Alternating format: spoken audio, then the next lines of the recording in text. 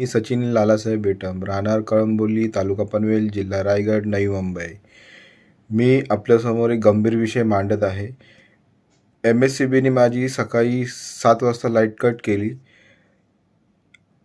आणि ती पैसे भरून देखील त्यांनी आम्हाला उत्तरं दिले की आमच्या हातामध्ये काही नाही, टेक्निकली ॲटोमॅटिक ती कट झालेली आहे. तर आम्ही पैसे भरलेले आहेत आणि लाईट त्यांनी सांगितलं की आमच्या हातामध्ये नाही आहे, सिस्टीम बंद झाली.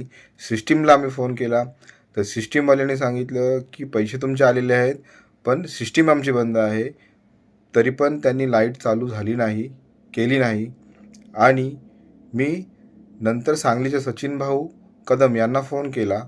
त्यांनी मुंबईच्या अधिकाऱ्यांना, अभियंत्यांना, अधीक्षकांना लाईनवरती घेऊन विचारणा केली. त्यांनीही त्यांना तेच उत्तर दिलं की आमच्या हातामध्ये काय नाही, पैसे भरलेले आहेत, आमची सिस्टीम बंद आहे, आमचे प्रयत्न चालू आहेत. म्हणजे हे स्मार्ट मीटर महाराष्ट्राच्या जनतेसाठी हे किती घातक आहे याचा विचार करण्यात यावा. उद्या उदाहरणार्थ जर एखाद्याला 30,000 50,000 जर लाईट बिल आलं आणि जर त्यांनी नाही भरलं तर ते ॲटो सिस्टीमकडे पेमेंट गेल्यानंतर ते सांगणार की तुमचा पेमेंट आला आहे, पण आमची सिस्टीम बंद आहे. तर हे महाराष्ट्रामध्ये चाललेलं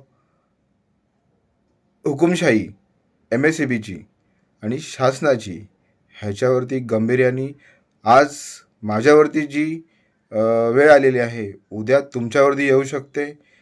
तर ह्याचा नक्कीच विचार करावा. नमस्कार. जय महाराष्ट्र.